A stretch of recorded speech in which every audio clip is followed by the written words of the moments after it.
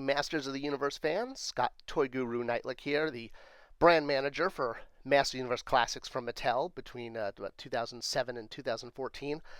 Today, I'm excited to do a video about how the bios for Classics were basically a continuation of the 2000X series. How, as we wrote those, not using this typewriter, I used a computer, but how the bios on the back of the card figures, they weren't just made up out of thin air. They were tied very much into the plans that Mattel had for Season 3 of the 2000X series. Now, while I loved getting to work on the bios and everything about Masters of the Universe Classics, it was a lot of work, and anything I could get to help was basically a lifesaver. Mainly because my main job, at least my job on paper with Mattel, like if you looked up in the corporate directory, what is the job of Scott Neitlich, it would have said brand manager for the DC Universe line at retail. What I was doing with Matty Collector, for the most part, was a passion project, and I spent many hours on weekends and at nights working on the bios at home. Mainly because, again, I just love the brand, and this was a great thing, and Mattel gave me the opportunity to do this, kind of under the sort of condition that I was doing it as long as I was getting my day job done at the same time. I was allowed to work on this kind of as a side project. And I was a big fan of the 2000X toys and the series. It was really one of the inspirations for me wanting to work at Mattel and for getting Classics done in the first place, just because this series, I mean, it was amazing. It was aimed at kids, but it had a lot of lore and a lot of things that really picked up the sort of adult fan and drew them in, both in terms of the plot points and the product line. So the cartoon was produced by Mike Young Productions, but they had a lot of help with Mattel. They were definitely Mattel's partner in this, and the big guy at Mattel working on this was Ian Richter, who, after he left Mattel, he went on to have a very successful career at DreamWorks. I was fortunate to overlap with Ian for almost about a month. Right after I started working on MOTUC Classics, Ian had left, but we were still at Mattel at the same time for a short period, and the two things that I sat down with him, and I was able to really talk about what was going to happen in the third season of the 2000X series. Fortunately for a lot of you, a lot of the information he gave me is already out there. It is on a interview that He-Man.org did in April of 2005, where they interviewed Ian and asked him a lot of questions about the 2000X series, and he made a lot of interesting points about what was going to happen in Season 3. It was definitely planned out before the line and the show got canceled. Ian was also kind enough to provide me with, he basically was like, hey, I'm heading out, I'm leaving Mattel for DreamWorks, but you are kind of like the one keeping Masters of the Universe going, so here, take this box of stuff. And he gave me DVDs and paperwork and all sorts of things, like this timeline that they created. So that was really what helped form the foundation of what was going to become the MOTUC Classics bios and the timeline. It was going to basically be the continuation of 2000X. And not just in the sense that we were going to include 2000X characters in MOTUC Classics, like Marzo and Carnivus here, who were two of the early examples of that, but we were really looking at this as if MOTUC 2000X continued the story, what was going to happen, and we wanted to stick as close to the plans that were in place. Now, for toy lines, when they have a new year, they usually get a packaging refresh. So the red packaging from year 1 became green packaging in year 2. This is done to both prevent a fresh face at retail, but also to help retail clearance out the previous years. New packaging, new SKU numbers, which means the previous years can now be clearanced to make room for fresh product, which is why it's always visually done differently. The show also got a reboot for Season 2, which became Masters of the Universe versus the Snake Men. That actually almost became the title of the show in Season 2. And along with that sort of trail, or that kind of path, that's exactly what was going to happen with season 3. Instead of it being Masters of the Universe versus the Snake Men, season 3 was going to be, here's a real shocker, Masters of the Universe versus the Horde. The Horde were going to be the big bad for season 3, the way the Snake Men were introduced as the new big bad for season 2. New packaging, new looks, new armor, new Evil Lyn releasing things, because that's what Evil Lyn seemed to do. I got a lot of crap for always talking about Evil Lyn releasing things, but that's what she did in the 2000X series. I mean, she was responsible for releasing King Hiss. And likewise, she was also going to be responsible for releasing Hordak, but we'll get into that in a few moments. Let's talk a little bit about kind of the end of season 2 and the consequences of that were going to lead into season 3. So season 2, we have King Hiss taking over Snake Mountain, which was revealed to be his original fortress, and even releasing the ancient sort of Snake Mountain god that became like kind of the finale for season 2. That was actually the mid-season battle. What the build-up was going to be was getting all 3 bad guys on the board. The idea that there was going to be sort of this 3-way battle between all 3 bad guys. So to get to that point, first you had to go back to season 2, and one of the key plot points was when the sorceress is battling King Hiss in season 2. I think she and Zodak are doing this together. King Hiss bites the sorceress and poisons her. And as Ian explained to me, once this happened, this was basically not her death, but her slow death. She was essentially on her way out. She was never going to recover. And eventually, once she got bit, that was it. And much like in the Filmation series, Teela was the sorceress's daughter. So this was meant to play into Teela's story arc, where she was meant to become the new sorceress. This was even mapped out in the family tree, where they even note that Teela's father was actually Fisto.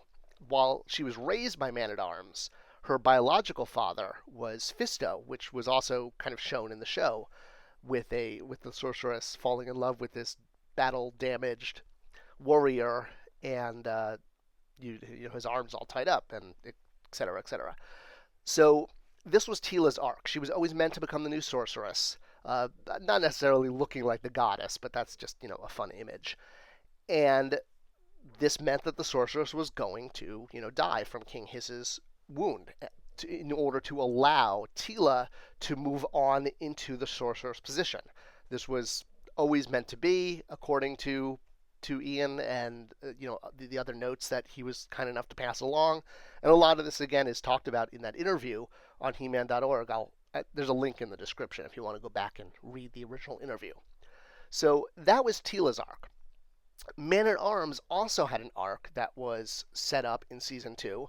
So a lot of fans know that he was changed by the Serpent's Ring into Snake Man-at-Arms by King Hiss. And while he was healed from this, Ian discusses, even in his interview, how this was meant to be long-term. He was going to revert back to his snake form permanently. And the reason for this was so that Mattel could produce snake-based vehicles. He was going to become the engineer for the Snake Men so that Mattel could make Snake Men vehicles to sell. It was, purely for that reason. That's why the story point. It carried forward Man-at-Arms' story, but it also became a reason for the Snake Men to start having vehicles so Mattel could sell vehicles. If you remember, the 2000X series was very vehicle heavy, had a lot of vehicles in it, much like the vintage line. So by having Man-at-Arms permanently turn into a Snake Man, i.e. Snake Man-at-Arms, which is what we called him in classics, this was going to allow King Hiss and his troop of Snake Men to now have snake-themed vehicles that Mattel could then sell at retail as part of the product line. And that was basically why Man-at-Arms was going to become a Snake Man permanently. So what was going to continue to happen then was Skeletor was going to defeat King Hiss. I don't think he was going to decapitate him like this, but he was basically going to come back with a vengeance at the end of season 2, and there was going to be a big battle between Skeletor and King Hiss, and Skeletor was going to win this battle, and was going to send the Snake Men back into hibernation. So again, this is talked about in the interview, which is linked in the description, but a lot of it also, came from the additional notes that Ian was kind enough to pass along in that big box he gave me. It wasn't a big box, it was like a file box. It was mostly DVDs, honestly, but paper goes to the bottom. All right, so Skeletor defeats King Hiss, sends him into hibernation. Doesn't kill him, but sends him into hibernation. And then Faker comes back. So this is a really important part. So this was going to be the conclusion to season 2, the finale. If you recall, there's an early episode in 2000X where He-Man battles a robot He-Man that Man-at-Arms makes as a training robot.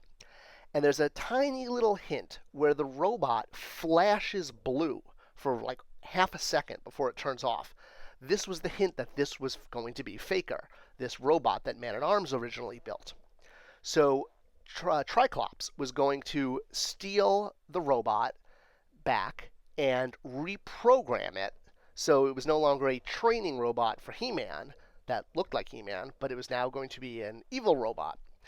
So unlike this vintage image of King Randor sort of impaling Faker, I couldn't find an image of Faker battling King Randor except for this one. What was going to happen was Faker, disguised as He-Man, was going to make it look like He-Man killed King Randor and turned evil. What really happened was Faker threw King Randor into a portal, sending him to Despondos. But the people of Eternia were going to think that Faker, as He-Man, killed King Randor. This was going to lead, so the finale of Season 2 was going to be Skeletor ascending to the throne of Eternia and sitting on the throne, essentially claiming his birthright, with Randor out of the picture, the people thinking He-Man killed him, but really being sent to Despondos by Faker. Keldor basically claims his birthright as firstborn son. And this was going to turn the Masters of the Universe from the Defenders of Eternia into kind of like the Rebel Alliance of Eternia. And they were going to become outlaws, essentially. And you can see some of this in the MOTUC Classics mini-comics. They were going to go live in a series of underground caves and regroup, and they were going to be known as the Renegade Masters of the Universe. So when Season 3 started, from a show and a toy perspective, it was going to be rebranded as the Renegade Masters of the Universe versus the Horde. So similar to She-Ra and the Princess of Power series, where you have kind of the Great Rebellion in the Whispering Woods on Etheria battling the Horde, there definitely were not plans to bring She-Ra directly in. And this was from legal rights. She-Ra legally was considered a different property, even though, believe me, you don't want to get into the woods, no pun intended on this one. But it was more the themes of She-Ra, with He-Man living in these caves and having to defend Eternia as basically rogues, because everyone thought that He-Man killed the king. So the people turn against He-Man and the Master, so they have to go hide out in the caves of Tandaria and defend Eternia while being kind of labeled as villains by the people. And they're basically a rebellion now against Skeletor, who is sitting on the throne of Eternia as king. All right, so meanwhile, Hordak is out there. So Hordak is in Despondos still, and we were introduced to him in the 2000X series in a flashback with King Grayskull, but the idea was that Hordak was going to become the big bad of Season 3. So with Season 2 concluding, and we only got the first half of Season 2. That was, the first arc. There was going to be a second half of Season 2, which is what I just described, with the finale of Skeletor, Keldor sitting on the throne. So, of course, Evelyn eventually, again, turns against Skeletor, because that's what she does. And the Horde that we were introduced to in the flashback episode with King Grayskull, well, Evelyn was basically going to release them from Despondos, because, yeah, that's, I guess, what Evelyn does. And as much, stuff as the fans gave me for always having Evelyn releasing bad guys, that came directly from the notes. That's what was going to happen. She released the Snake Men, and she was going to release the Horde. It was kind of going to become not a running gag, but it was kind of her story arc that she was always betraying Skeletor and releasing bad guys who would eventually then turn against her too. Just like King Hiss was going to eat her, not make her his second in command. So, again, going back to the interview, Hordak was going to be the big threat for season 3, and he was going to sort of overthrow Skeletor, and it was going to be like a Skeletor versus Hordak with the Renegade Masters of the Universe as kind of a 3-way battle, and you would have gotten Horde armor He-Man, just like you had Snake armor He-Man, and there was definitely a deliberate interest in getting He-Man out of his kind of Tarzan furry shorts nude chest look, because that tested really poorly with young boys, who was the target audience, boys 6 to 12. So you had Skeletor and Hordak in kind of an epic battle throughout season 3 for basically to rule Eternia. I can't talk for some reason, and I love this art. Axel did a great job with this. This I think he just did for fun, but Axel knows I'm a big fan of his art, so I had to put this in there. So yeah, you had basically, this was going to be this is what season 3 would have looked like. It would have been, Hordak return, and then eventually King Hiss also would have come back out of hibernation, where he was cast at the end of season 2 when Skeletor took over as King of Eternia. So you would wind up having this 3-way bad guy battle between Skeletor, Hordak, and King Hiss for control of Eternia the whole time the Masters are renegades living in these caves. And that's exactly where the mini-comics picked up. So really, with that in place, the idea was the mini-comics were kind of continuing that story, with the idea that season 4 would have been New Adventures. That's how we would have linked New Adventures to 2000X. The finale of the 3rd mini-comic essentially connects the end of season 3 with what then could have been seen as season 4, the New Adventures refresh, where the packaging could have then had another look, and it could have been all about He-Man in space. Now, there were other things that were going to happen in season 3. Provis was going to come back. He was going to ally himself with Hordak, and there was going to be a whole thing with this, where, with Hordak gaining all these extra magical powers that he got, and there was going to be more stuff with Moss Man and with Evil Seed, where we learned that Moss Man created Evil Seed, and he was kind of like a experiment gone wrong, like a Frankenstein kind of thing, best laid plans. And there was going to be more with Zodak and King Hiss and all of that, and I think Zodak was eventually going to take King Hiss out, but those were sort of minor sort of plot points within the larger framework. And that's basically season 3, and then how it would have linked to, hypothetically, season 4, which would have been New Adventures, which was shown in the mini-comics. And there you go. So pick up the mini-comics, and you can kind of see where season 4 would have gone, hypothetically, and how we really incorporated all of those notes into the bios and the mini-comics in order to flesh out Masters of the Universe Classics. And it was a lot of work, but it was a lot of fun. And I'm glad MOTUC Classics could really preserve the 2000X Season 3 ideas. If you like this video, please give it a thumbs up, give it a subscribe, ring a bell, all the things YouTube asks me to say. And I will see you guys around the internet in the next video. Thanks so much.